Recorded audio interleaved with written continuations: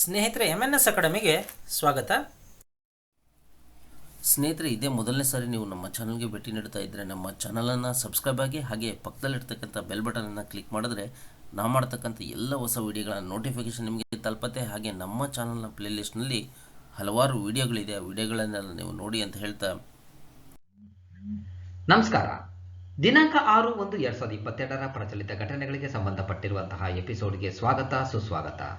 ಈ ಒಂದು ಎಪಿಸೋಡನ್ನು ಸಂಪೂರ್ಣವಾಗಿ ನೋಡಿ, ಇಷ್ಟವಾದಲ್ಲಿ ಲೈಕ್ ಮಾಡಿ, ಶೇರ್ ಮಾಡಿ, ಕಮೆಂಟ್ ಮಾಡಿ. ಇಲ್ಲಿ ಕೊಟ್ಟಿರುವಂತಹ ಪ್ರತಿಯೊಂದು ಪ್ರಶ್ನೆಗೂ ಕೂಡ ಅದರದ್ದೇ ಆಗಿರುವಂತಹ ಹಲವಾರು ವಿವರಣಾತ್ಮಕ ಅಂಶಗಳನ್ನು ನೀಡಲಾಗಿದೆ. ಕಾರಣ ಇಷ್ಟೇ, ಮುಂಬರುವಂತಹ ಯಾವುದೇ ಸ್ಪರ್ಧಾತ್ಮಕ ಪರೀಕ್ಷೆಗಳಲ್ಲಿ ಆ ವಿವರಣೆಗಳ ಮೇಲೂ ಕೂಡ ಪ್ರಶ್ನೆ ಕೇಳುವಂತಹ ಸಾಧ್ಯತೆ ಇರುತ್ತೆ. ಅದೇ ರೀತಿ ಈ ಎಪಿಸೋಡ್ನ ಕೊನೆಗೆ 2 ಪ್ರಶ್ನೆಗಳನ್ನು ಕೊಟ್ಟಿರ್ತೀವಿ. ಸಂಪೂರ್ಣವಾಗಿ ಈ ವಿಡಿಯೋ ನೋಡಿದರೆ ಆ 2 ಪ್ರಶ್ನೆಗಳಿಗೂ ಕೂಡ ನೀವು ಸರಿಯಾದ ಉತ್ತರವನ್ನು ಕೊಡ್ತೀರಾ. ನಿಮ್ಮ ಸರಿ ಉತ್ತರದ ನಿರೀಕ್ಷೆಯಲ್ಲಿ ಕಾರ್ಯಕ್ರಮವನ್ನು ಪ್ರಾರಂಭ ಮಾಡ್ತಾ ಇದ್ದೀವಿ. All the best. ಇತ್ತೀಚೆಗೆ $3 ಟ್ರಿಲಿಯನ್ ಮಾರುಕಟ್ಟೆ ಮೌಲ್ಯವನ್ನು ತಲುಪಿದ ವಿಶ್ವದ ಮೊದಲ ಕಂಪನಿ ಯಾವುದು? Apple.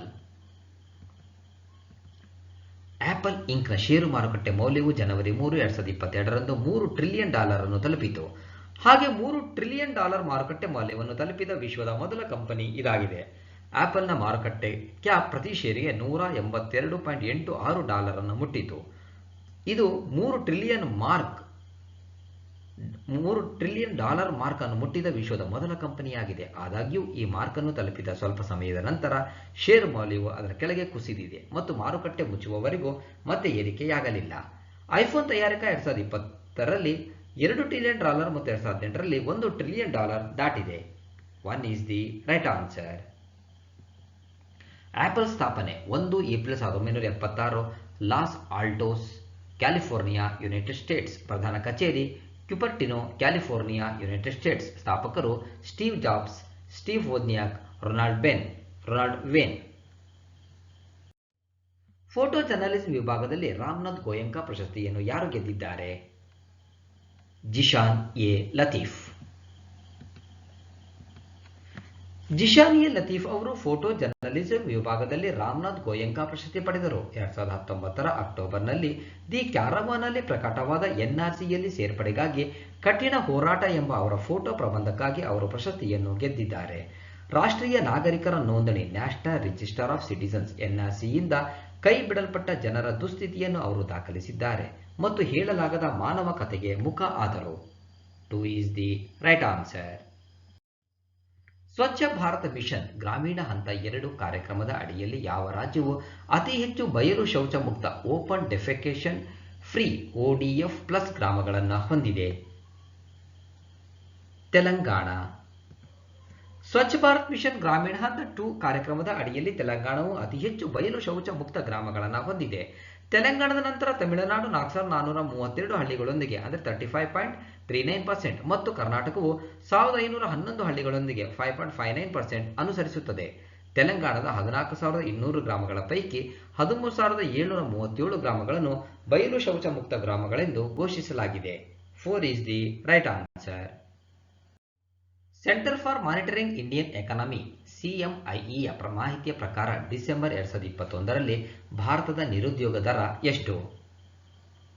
7.91%. Centre for monitoring Indian economy CMIE ಅಂಕಿಅಂಶಗಳ ಪ್ರಕಾರ ಡಿಸೆಂಬರ್ನಲ್ಲಿ ಭಾರತದ ನಿರುದ್ಯೋಗ ದರವು 4 ತಿಂಗಳ ಗರಿಷ್ಠ ಮಟ್ಟವಾದ 7.91%ಗೆ ತಲುಪಿದೆ. ನಿರುದ್ಯೋಗ ದರವು ನವೆಂಬರ್ ಮತ್ತು ಅಕ್ಟೋಬರ್ 2021ರಲ್ಲಿ ಕ್ರಮವಾಗಿ 7% ಮತ್ತು 7.75% ಆಗಿತ್ತು. ಇದು ಆಗಸ್ಟ್ನಲ್ಲಿ 8.3% ಆಗಿತ್ತು. ನಗರ ನಿರುದ್ಯೋಗ ದರವು ನವೆಂಬರ್ 2021ರಲ್ಲಿ 8.21%ನಿಂದ ಡಿಸೆಂಬರ್ 2021ರಲ್ಲಿ 9.30%ಗೆ ಏರಿದೆ. ಗ್ರಾಮೀಣ ನಿರುದ್ಯೋಗ ದರವು ನವೆಂಬರ್ 2021ರಲ್ಲಿ 6.44%ನಿಂದ ಡಿಸೆಂಬರ್ 2021ರಲ್ಲಿ 7.28%ಗೆ ಏರಿದೆ. 3 ಈಸ್ ದಿ ರೈಟ್ ಆನ್ಸರ್. ಇತ್ತೀಚೆಗೆ ನಿಧನರಾದ ಮತ್ತು ಅನತಂಚಿ ಮಾಯೆ ಅಥವಾ ಅನಾಥರ ತಾಯಿ ಎಂದು ಕರೆಯಲ್ಪಡುವ ಹೆಸರಾಂತ ಸಮಾಜ ಸೇವಕಿಯರ ಹೆಸರೇನು? ಸಿಂಧು ತಾಯಿ ಸಪ್ಕಲ್. ಖ್ಯಾತ ಸಮಾಜ ಸೇವಕಿ ಸಿಂಧು ತಾಯಿ ಸಪ್ಕಲ್ ಇತ್ತೀಚೆಗೆ ನಿಧನರಾಗಿದ್ದಾರೆ. ಸಪ್ಕಲ್ ಅನ್ನು ಪ್ರಸಿದ್ಧವಾಗಿ ಮಾಯಿ ಅಂದರೆ ತಾಯಿ ಎಂದು ಉಲ್ಲೇಖಿಸಲಾಗಿದೆ. ಅವರು ಪುಣೆಯಲ್ಲಿ ಸನ್ಮತಿ ಬಾಲನಿಕೇತನ ಸಂಸ್ಥೆ ಎಂಬ ಅನಾಥಾಶ್ರಮವನ್ನು ನಡೆಸುತ್ತಿದ್ದರು. ಅನಾಥಾಶ್ರಮದಲ್ಲಿ ಅವರು 1,000ಕ್ಕೂ ಹೆಚ್ಚು ಅನಾಥ ಮಕ್ಕಳನ್ನು ದತ್ತು ಪಡೆದರು. ಆಕೆಯನ್ನು ಅನತಂಚಿ ಮಾಯೆ ಅಥವಾ ಅನಾಥರ ತಾಯಿ ಎಂದು ಕರೆಯಲಾಗುತ್ತಿತ್ತು. 1 is the right answer. December 2021ರಲ್ಲಿ ಸರಕು ಮತ್ತು ಸೇವಾ ತೆರಿಗೆಯಿಂದ ಅಂದರೆ ಜಿಎಸ್ಟಿಯಿಂದ ಸಂಗ್ರಹಿಸಲಾದ ಆದಾಯ ಎಷ್ಟು? 1.29 ಲಕ್ಷ ಕೋಟಿ ರೂಪಾಯಿಗಳು. ಡಿಸೆಂಬರ್ 2021ರಲ್ಲಿ ಒಟ್ಟು ಜಿಎಸ್ಟಿ ಆದಾಯವು 1.29 ಲಕ್ಷ ಕೋಟಿ ರುಗಿಂತ ಹೆಚ್ಚಿದ್ದು 2020ರಲ್ಲಿ ಅದೇ ತಿಂಗಳಿಗಿಂತ 13% ಹೆಚ್ಚಾಗಿದೆ. ಡಿಸೆಂಬರ್ 2021ರಲ್ಲಿ ಒಟ್ಟು ಜಿಎಸ್ಟಿ ಆದಾಯವನ್ನು 1,29,780 ಕೋಟಿ ರು ಸಂಗ್ರಹಿಸಲಾಗಿದೆ. ಇದರಲ್ಲಿ ಸಿಜಿಎಸ್ಟಿ 22,578 ಕೋಟಿ ರೂಪಾಯಿಗಳು, ಎಸ್ಜಿಎಸ್ಟಿ 28,658 ಕೋಟಿ ರೂಪಾಯಿಗಳು, ಐಜಿಎಸ್ಟಿ 69,155 ಕೋಟಿ ರೂಪಾಯಿಗಳು ಮತ್ತು ಆಮದು ಸೆಸ್ 9,389 ಕೋಟಿ ರೂಪಾಯಿಗಳಾಗಿವೆ. ಪ್ರಸಕ್ತ ವರ್ಷದ 3ನೇ ತ್ರೈಮಾಸಿಕದಲ್ಲಿ ಅಂದರೆ ಅಕ್ಟೋಬರ್ ಟು ಡಿಸೆಂಬರ್ ಸರಾಸರಿ ಮಾಸಿಕ ಒಟ್ಟು ಜಿಎಸ್ಟಿ ಸಂಗ್ರಹವು ಮೊದಲ ಮತ್ತು ಎರಡನೇ ತ್ರೈಮಾಸಿಕದಲ್ಲಿ ಕ್ರಮವಾಗಿ ರು 1.1 ಲಕ್ಷ ಕೋಟಿ ಮತ್ತು ರು 1.15 ಲಕ್ಷ ಕೋಟಿಗಳ ಸರಾಸರಿ ಮಾಸಿಕ ಸಂಗ್ರಹದ ವಿರುದ್ಧ ರು 1.3 ಲಕ್ಷ ಕೋಟಿಯಾಗಿದೆ. 4 is the right answer. List of previous months GST collection November 2021 RS 1.31 lakh crores, October 21 1.30 lakh crores, September 21 1,17,10 ಕೋಟಿ ರೂಪಾಯಿಗಳು, ಆಗಸ್ಟ್ 21 1.12 lakh crores, ಜುಲೈ 1,16,393 ಕೋಟಿ ರೂಪಾಯಿಗಳು, ಜೂನ್ 2021 92,849 ಕೋಟಿ ರೂಪಾಯಿಗಳು, ಮೇ 1,02,709 ಕೋಟಿ, ಏಪ್ರಿಲ್ 2021 1.41 ಲಕ್ಷ ಕೋಟಿ all time highest, March 2021 1.24 lakh crores, February 2021 1,13,143 ಕೋಟಿ ರೂಪಾಯಿಗಳಾಗಿದ್ದರೆ ಜನವರಿ 2021ರಲ್ಲಿ 1,19,847 ಕೋಟಿ ರೂಪಾಯಿಗಳು.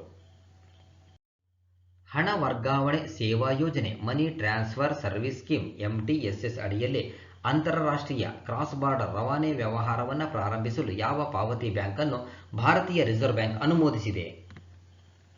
Fino payments bank. ಭಾರತೀಯ ರಿಸರ್ವ್ ಬ್ಯಾಂಕ್ ಹಣ ವರ್ಗಾವಣೆ ಸೇವಾ ಯೋಜನೆ MTSS ಅಡಿಯಲ್ಲಿ ಅಂತಾರಾಷ್ಟ್ರೀಯ ಅಂದರೆ ಕ್ರಾಸ್ ಬಾರ್ಡರ್ ರವಾನೆ ವ್ಯವಹಾರವನ್ನು ಪ್ರಾರಂಭಿಸಲು ಫಿನೋ ಪಾವತಿಗಳ ಬ್ಯಾಂಕ್ ಅನ್ನು ಅನುಮೋದಿಸಿದೆ. ಅನುಮೋದನೆಯು ಫಿನೋ ಪೇಮೆಂಟ್ಸ್ ಬ್ಯಾಂಕ್ನ ಗ್ರಾಹಕರು ವಿದೇಶಗಳಿಂದ ಕಳುಹಿಸಲಾದ ಹಣವನ್ನು ಸ್ವೀಕರಿಸಲು ಅನುವು ಮಾಡಿಕೊಡುತ್ತದೆ. ಬ್ಯಾಂಕ್ ತನ್ನ ಮೊಬೈಲ್ ಅಪ್ಲಿಕೇಶನ್ಗಳಲ್ಲಿಯೂ ಸೇವೆಯನ್ನು ಕಾರ್ಯಗತಗೊಳಿಸಲು ಯೋಜಿಸಿದೆ ಮತ್ತು ಅದರ ಗಡಿಯಾಚೆಗಿನ ಹಣ ರವಾನೆಯನ್ನು ಸುಧಾರಿಸಲು ಹೆಚ್ಚು ಪ್ರಮುಖ ಹಣ ವರ್ಗಾವಣೆ ಆಪರೇಟರ್ಗಳೊಂದಿಗೆ MTOS ಪಾಲುದಾರರಾಗಲು ಯೋಜಿಸಿದೆ. 4 is the right answer. About Fino payments bank head quarters Mumbai, founded 4 April 2017.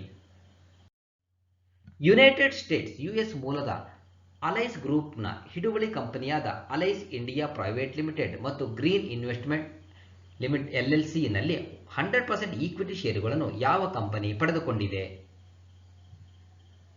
Tech Mahindra. Tech Mahindra ತನ್ನ ಅಂಗಸಂಸ್ಥೆಯಾದ tech Mahindra Americas Inc, Allyis India private limited ಮತ್ತು ಗ್ರೀನ್ ಇನ್ವೆಸ್ಟ್ಮೆಂಟ್ LLC ನಲ್ಲಿನ 100% ಈಕ್ವಿಟಿ ಷೇರುಗಳನ್ನು ಸ್ವಾಧೀನಪಡಿಸಿಕೊಳ್ಳಲು ಸಿದ್ಧವಾಗಿದೆ ಎಂದು ಘೋಷಿಸಿತು. ಟೆಕ್ ಮಹೀಂದ್ರಾ ಉದ್ಯೋಗ ಮತ್ತು ಕಾರ್ಯಕ್ಷಮತೆಯ ಗಳಿಕೆ ಸೇರಿದಂತೆ $125 ಮಿಲಿಯನ್ ಅಂದರೆ INR 900 ಕೋಟಿ ಅಂದರೆ ಇಂಡಿಯನ್ ರೂಪಿ ಪಾವತಿಸುತ್ತದೆ. ಇದು ಮಾರ್ಕೆಟಿಂಗ್, ಸೂಚನಾ ವಿನ್ಯಾಸ, ಎಂಜಿನಿಯರಿಂಗ್, ಕ್ಲೌಡ್ ಮತ್ತು ಆಟೋಮೇಷನ್ ಹಾಗೂ ಕಂಪನಿಯ ಇತರ ತಾಂತ್ರಿಕ ಕಾರ್ಯಾಚರಣೆಗಳನ್ನು ಸುಧಾರಿಸಲು ಸಹಾಯ ಮಾಡುತ್ತದೆ. 1 ಈಸ್ ದಿ ರೈಟ್ ಆನ್ಸರ್. ಯಾವ ಮ್ಯೂಚುವಲ್ ಫಂಡ್ ಭಾರತದ ಮೊದಲ auto exchange traded fund ETF ಅನ್ನು ಪ್ರಾರಂಭಿಸಿದೆ? Nippon India mutual fund. Nippon India mutual fund NIMF ನ ಆಸ್ತಿ ವ್ಯವಸ್ಥಾಪಕ Nippon life India asset management limited NAM India Nippon India Nifty auto exchange traded fund ETF ಗಾಗಿ ಹೊಸ fund offer ಅನ್ನು ಪ್ರಾರಂಭಿಸಿತು. ಇದು ಭಾರತದ ಮೊದಲ ಆಟೋ ಸೆಕ್ಟರ್ ETF ಆಗಿದೆ. ಈ ಯೋಜನೆಯು ಆಟೋಮೊಬೈಲ್ಸ್, 4 ವೀಲರ್ಗಳು, ಆಟೋಮೊಬೈಲ್ಸ್ 2 ಮತ್ತು 3 ವೀಲರ್ಗಳು, ಆಟೋ ಆಕ್ಸಿಲರಿಗಳು ಮತ್ತು ಟೈರ್ಗಳಂತಹ ಆಟೋ ವಲಯದ ಟಾಪ್ 15 ಕಂಪನಿಗಳಿಗೆ ಮಾನ್ಯತೆ ನೀಡುತ್ತದೆ. ನಿಪ್ಪನ್ ಆಟೋ ETF ಜನವರಿ 5, 2022ರಿಂದ ಜನವರಿ 14, 2022ರವರೆಗೆ ಕಾರ್ಯಾಚರಣೆಯನ್ನು ಪ್ರಾರಂಭಿಸುತ್ತದೆ. 4 ಈಸ್ ದಿ ರೈಟ್ ಆನ್ಸರ್. RBIನಿಂದ ಎಷ್ಟು ಬ್ಯಾಂಕುಗಳನ್ನು ದೇಶೀಯ ವ್ಯವಸ್ಥಿತವಾಗಿ ಪ್ರಮುಖ ಬ್ಯಾಂಕುಗಳು domestic systematically important banks DSIBs ಎಂದು ವರ್ಗೀಕರಿಸಲಾಗಿದೆ? 3. ಭಾರತೀಯ reserve bank, state bank of India, ICICI bank ಮತ್ತು HDFC ಬ್ಯಾಂಕ್ಗಳನ್ನು ದೇಶೀಯ ವ್ಯವಸ್ಥಿತವಾಗಿ ಪ್ರಮುಖ ಬ್ಯಾಂಕ್ಗಳಾಗಿ DSIB ಉಳಿಸಿಕೊಂಡಿದೆ. ಈ 3 ಬ್ಯಾಂಕ್ಗಳು ಸೆಪ್ಟೆಂಬರ್ 4, 2017ರಿಂದ RBI ಪ್ರಕಟಿಸಿದ DSIB ಪಟ್ಟಿಯಲ್ಲಿ ಮುಂದುವರೆದಿವೆ. ದೇಶೀಯ ವ್ಯವಸ್ಥಿತವಾಗಿ ಪ್ರಮುಖ ಬ್ಯಾಂಕ್ಗಳು ವಿಫಲವಾದರೆ ಆರ್ಥಿಕತೆಯ ಮೇಲೆ ಗಮನಾರ್ಹ ಪರಿಣಾಮ ಬೀರುವ ಬ್ಯಾಂಕುಗಳಾಗಿವೆ. DSIB ಬ್ಯಾಂಕ್ಗಳನ್ನು 5 ಬಕೆಟ್ಗಳಾಗಿ ವರ್ಗೀಕರಿಸಲಾಗಿದೆ. Bucket 1, 2, 3, 4 and bucket 5. State bank of India bucket 3 ನಲ್ಲಿದೆ. ICICI ಬ್ಯಾಂಕ್ ಮತ್ತು HDFC ಬ್ಯಾಂಕ್ ಬಕೆಟ್ 1 ರಲ್ಲಿವೆ. ನವೀಕರಿಸಿದ ಪಟ್ಟಿಯು ಮಾರ್ಚ್ 31, 2021ರಂತೆ ಬ್ಯಾಂಕುಗಳಿಂದ ಸಂಗ್ರಹಿಸಿದ ಡೇಟಾವನ್ನು ಆಧರಿಸಿದೆ. 2 ಈಸ್ ದಿ ರೈಟ್ ಆನ್ಸರ್. ಇತ್ತೀಚೆಗೆ ನಿಧನರಾದ ರಿಚರ್ಡ್ ಲೀಕಿ ಅವರು ಯಾವ ದೇಶದ ವಿಶ್ವ ಪ್ರಸಿದ್ಧ ಸಂರಕ್ಷಣಾವಾದಿ ಮತ್ತು ಫಾಸಿಲ್ ಹಂಟರ್ ಆಗಿದ್ದರು? ಕೀನ್ಯಾ. ವಿಶ್ವವಿಖ್ಯಾತ ಕೀನ್ಯಾದ ರಾಜಕಾರಣಿ, ಸಂರಕ್ಷಣಾವಾದಿ ಮತ್ತು ಫಾಸಿಲ್ ಹಂಟರ್ ರಿಚರ್ಡ್ ಲೀಕಿ ನಿಧನರಾಗಿದ್ದಾರೆ. ಅವರಿಗೆ 77 ವರ್ಷ ವಯಸ್ಸಾಗಿತ್ತು. ಇವರು 1984ರಲ್ಲಿ ತುರ್ಕನಾ ಬಾಯ್ನ ಆವಿಷ್ಕಾರ ಮಾಡಿದರು. ಇದು ಆಫ್ರಿಕಾದಲ್ಲಿ ಮಾನವ ಕುಲವು ವಿಕಸನಗೊಂಡಿದೆ ಎಂದು ಸಾಬೀತುಪಡಿಸುವ ಅದ್ಭುತ ಆವಿಷ್ಕಾರಗಳಿಗೆ ಕಾರಣವಾಯಿತು.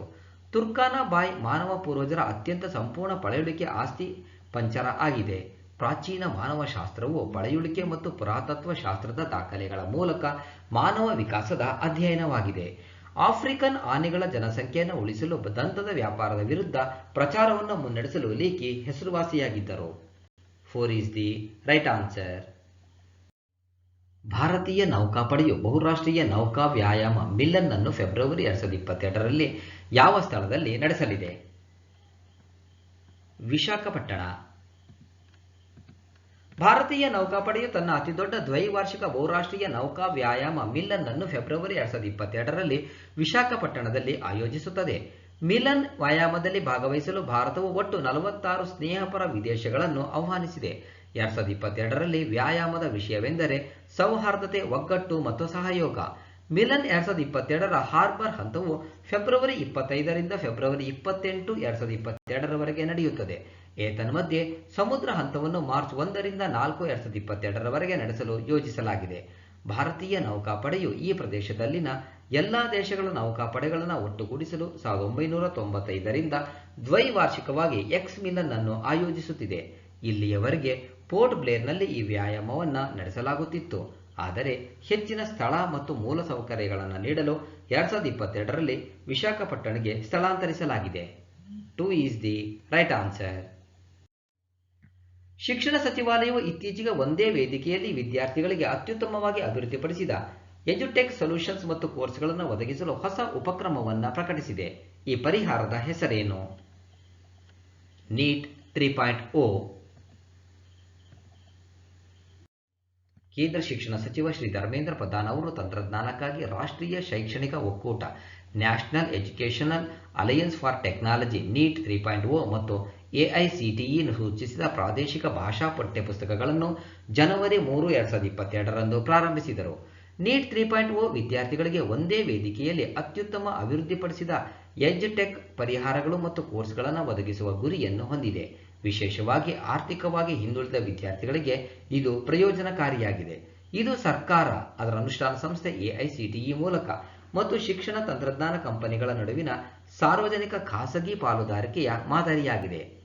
58 ಜಾಗತಿಕ ಮತ್ತು ಭಾರತೀಯ ಎಜುಟೆಕ್ ಸ್ಟಾರ್ಟ್ಅಪ್ ಕಂಪನಿಗಳು ಈ ಪರಿಹಾರಕ್ಕಾಗಿ ಒಗ್ಗೂಡಿ 100 ಕೋರ್ಸ್ಗಳು ಮತ್ತು ಈ ಸಂಪನ್ಮೂಲಗಳನ್ನು ಕಲಿಕೆಯ ಫಲಿತಾಂಶಗಳನ್ನು ಹೆಚ್ಚಿಸಲು, ಉದ್ಯೋಗ ಕೌಶಲ್ಯಗಳನ್ನು ಅಭಿವೃದ್ಧಿಪಡಿಸಲು ಮತ್ತು ಕಲಿಕೆಯ ನಷ್ಟವನ್ನು ನಿವಾರಿಸಲು ನೀಡುತ್ತಿವೆ. ನೀಟ್ ಮೂಲಕ ಜಾಗತಿಕ ಎಜುಟೆಕ್ ಕಂಪನಿಗಳು ಮತ್ತು ಭಾರತೀಯ ಸ್ಟಾರ್ಟ್ಅಪ್ಗಳ ಸಹಯೋಗವು ಭಾರತದ ಡಿಜಿಟಲ್ ಶಿಕ್ಷಣದ ತಳಹದಿಯ ಮೇಲೆ ನಿರ್ಮಿಸಲು ಸಹಾಯ ಮಾಡುತ್ತದೆ. ಯಾವ ಬ್ಯಾಂಕ್ ತನ್ನ ಚಿಲ್ಲರೆ ಮತ್ತು ಕಾರ್ಪೊರೇಟ್ ಗ್ರಾಹಕರಿಗೆ ಹಸಿರು ಸ್ಥಿರ ಠೇವಣಿ ಗ್ರೀನ್ ಫಿಕ್ಸ್ಡ್ ಡಿಪಾಸಿಟ್ಗಳನ್ನು ಪ್ರಾರಂಭಿಸಿದೆ? Indus end bank. IndusInd bank ತನ್ನ ಚಿಲ್ಲರೆ ಮತ್ತು ಕಾರ್ಪೊರೇಟ್ ಗ್ರಾಹಕರಿಗಾಗಿ ಗ್ರೀನ್ ಫಿಕ್ಸ್ಡ್ ಡಿಪಾಸಿಟ್ ಅನ್ನು ಪ್ರಾರಂಭಿಸಿದೆ.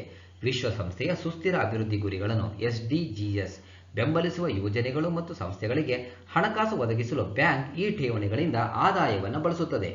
ಈ ವಲಯಗಳು ಇಂಧನ ದಕ್ಷತೆ, ನವೀಕರಿಸಬಹುದಾದ ಶಕ್ತಿ, ಹಸಿರು ಸಾರಿಗೆ, ಸುಸ್ಥಿರ ಆಹಾರ, ಕೃಷಿ, ಅರಣ್ಯ, ತ್ಯಾಜ್ಯ ನಿರ್ವಹಣೆ ಮತ್ತು ಹಸಿರುಮನೆ ಅನಿಲ ಕಡಿತವನ್ನು ಒಳಗೊಂಡಿರಬಹುದು.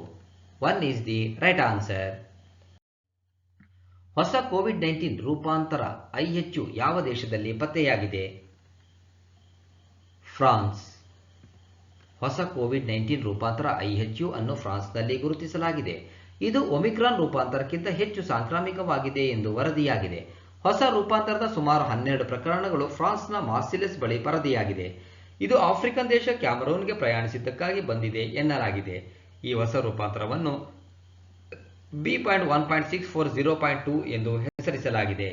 1 is the right answer. ದಕ್ಷಿಣ ಧ್ರುವಕ್ಕೆ ಏಕಾಂಗಿಯಾಗಿ ಚಾರಣ ಮಾಡಿದ ಮೊದಲ ಭಾರತೀಯ ಮೂಲದ ಮಹಿಳೆ ಯಾರು? ಹರ್ಪ್ರೀತ್ ಚಾಂಡಿ. 32 ವರ್ಷದ ಭಾರತೀಯ ಮೂಲದ ಬ್ರಿಟಿಷ್ ಸಿಖ್ ಸೇನಾ ಅಧಿಕಾರಿ ಕ್ಯಾಪ್ಟನ್ ಹರ್ಪ್ರೀತ್ ಚಾಂಡಿ ದಕ್ಷಿಣ ಧ್ರುವಕ್ಕೆ ಏಕಾಂಗಿಯಾಗಿ ಬೆಂಬಲವಿಲ್ಲದ ಚಾರಣವನ್ನು ಪೂರ್ಣಗೊಳಿಸಿದ ಮೊದಲ ಮಹಿಳೆ ಎಂಬ ಇತಿಹಾಸವನ್ನು ಸೃಷ್ಟಿಸಿದ್ದಾರೆ. 4 is the right answer. ಇತ್ತೀಚೆಗೆ ಪರಮಾಣು ಶಸ್ತ್ರಾಸ್ತ್ರಗಳ ಹರಡುವಿಕೆಯನ್ನು ಮತ್ತಷ್ಟು ನಿರ್ಬಂಧಿಸಲು ಕೆಳಗಿನ ಯಾವ ದೇಶಗಳು ಜಂಟಿ ಹೇಳಿಕೆಯನ್ನು ಅಳವಡಿಸಿಕೊಂಡಿವೆ? United States, Russia, Britain, France ಮತ್ತು ಚೀನಾ. ಪರಮಾಣು ಶಸ್ತ್ರಾಸ್ತ್ರಗಳ ಹರಡುವಿಕೆಯನ್ನು ಮತ್ತಷ್ಟು ನಿರ್ಬಂಧಿಸಲು United States, Russia, Britain, France ಮತ್ತು ಚೀನಾ ಜಂಟಿ ಹೇಳಿಕೆಯನ್ನು ಅಳವಡಿಸಿಕೊಂಡಿವೆ. ಈ ಜಂಟಿ ಹೇಳಿಕೆಯ ಪ್ರಕಾರ ವಿಶ್ವಸಂಸ್ಥೆಯ ಭದ್ರತಾ ಮಂಡಳಿಯ ಕಾಯಂ ಸದಸ್ಯರು ಪರಮಾಣು ದೇಶಗಳ ನಡುವಿನ ಯುದ್ಧವನ್ನು ತಪ್ಪಿಸಲು ತಮ್ಮ ಪ್ರಾಥಮಿಕ ಜವಾಬ್ದಾರಿಯನ್ನು ಪರಿಗಣಿಸಬೇಕು. ಜಂಟಿ ಹೇಳಿಕೆಯ ಪ್ರಕಾರ ಭದ್ರತೆಯ ವಾತಾವರಣವನ್ನು ಸೃಷ್ಟಿಸುವ ಜವಾಬ್ದಾರಿಯನ್ನು ಎಲ್ಲ 5 ದೇಶಗಳು ತೆಗೆದುಕೊಳ್ಳಬೇಕು. 1 is the right answer. ಪ್ರಶ್ನೆ 1. $3 ಟ್ರಿಲಿಯನ್ ಮಾರುಕಟ್ಟೆ ಮೌಲ್ಯವನ್ನು ತಲುಪಿದ ವಿಶ್ವದ ಮೊದಲ ಕಂಪನಿಯಾದ ಆಪಲ್ನ ಸ್ಥಾಪಕ ಯಾರು? $3 ಟ್ರಿಲಿಯನ್ ಮಾರುಕಟ್ಟೆ ಮೌಲ್ಯವನ್ನು ತಲುಪಿದ ವಿಶ್ವದ ಮೊದಲ ಕಂಪನಿಯಾದ ಆಪಲ್ನ ಸ್ಥಾಪಕ ಯಾರು? ಸ್ವಚ್ಛ ಭಾರತ್ ಮಿಷನ್ ಗ್ರಾಮೀಣ ಹಂತ 2 ಕಾರ್ಯಕ್ರಮದ ಅಡಿಯಲ್ಲಿ ತೆಲಂಗಾಣ ರಾಜ್ಯವು ಅತಿ ಹೆಚ್ಚು ಬಯಲು ಶೌಚ ಮುಕ್ತ ಓಪನ್ ಡೆಫಿಕೇಶನ್ ಫ್ರೀ ODF+ ಗ್ರಾಮಗಳನ್ನು ಹೊಂದಿದೆ. ಇದರಲ್ಲಿ 2ನೇ ಸ್ಥಾನದಲ್ಲಿರುವ ರಾಜ್ಯ ಯಾವುದು? ಸ್ವಚ್ಛ ಭಾರತ್ ಮಿಷನ್ ಗ್ರಾಮೀಣ ಹಂತ 2 ಕಾರ್ಯಕ್ರಮದ ಅಡಿಯಲ್ಲಿ ತೆಲಂಗಾಣ ರಾಜ್ಯವು ಅತಿ ಹೆಚ್ಚು ಬಯಲು ಶೌಚ ಮುಕ್ತ ಗ್ರಾಮಗಳನ್ನು ಹೊಂದಿದೆ. ಇದರಲ್ಲಿ 2ನೇ ಸ್ಥಾನದಲ್ಲಿರುವ ರಾಜ್ಯ ಯಾವುದು? ಈ 2 ಪ್ರಶ್ನೆಗಳಿಗೂ ಕೂಡ ನೀವು ಸರಿಯಾದ ಉತ್ತರವನ್ನು ಕೊಡ್ತೀರಾ ಎಂಬಂತ ನಿರೀಕ್ಷೆಯಲ್ಲಿ ಇವತ್ತಿನ ಒಂದು ಎಪಿಸೋಡನ್ನು ಮುಗಿಸ್ತಾ ಇದ್ದೀನಿ. All the best. Thank you. ಸ್ನೇಹಿತರೆ, ವಿಡಿಯೋವನ್ನು ನೋಡಿದಂಥ ಎಲ್ಲರಿಗೂ ಧನ್ಯವಾದಗಳು. ನಾಳಿನ ಪ್ರಚಲಿತ ಘಟನೆಯ ವಿದ್ಯಮಾನದೊಂದಿಗೆ ಮತ್ತೆ ನಿಮ್ಮನ್ನು ಭೇಟಿಯಾಗ್ತೀವಿ. ಅಲ್ಲಿವರೆಗೂ ಎಲ್ಲರಿಗೂ ಧನ್ಯವಾದಗಳು. ನಮಸ್ಕಾರ.